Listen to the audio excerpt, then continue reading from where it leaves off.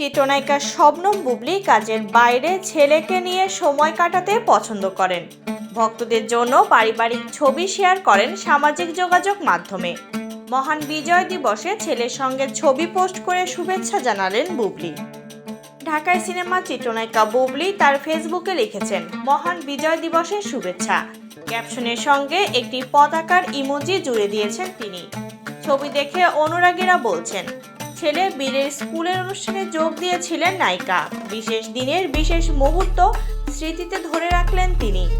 কিছুদিন আগে বুবলী তার জীবনের 37তম জন্মদিন পূর্ণ করেন। তবে অন্যবারের মতো এবারের জন্মদিন ছিল একেবারে ভিন্ন। পরিবার, ভক্ত ও শুভাকাঙ্ক্ষীদের পরিবর্তে বিশেষ দিনটি নায়িকা উদযাপন করেছেন বৃদ্ধাশ্রমে। প্রবীণ বাবা মায়েদের স্নেহের ছায়ায় দিনটি কাটিয়ে তাদের হাতে তুলে দেন ভালোবাসার উপহার। নায়িকার মানবিক এই আচরণ পছন্দ করেছেন নেটিজেনরা।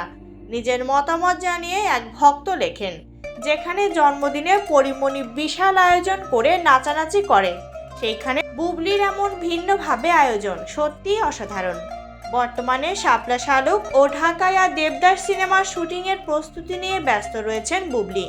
প্রেক্ষাগৃহে মুক্তির অপেক্ষায় রয়েছে তার অভিনীত সর্দার বাড়ির খেলা, পিনিক সহ বেশ কিছু সিনেমা।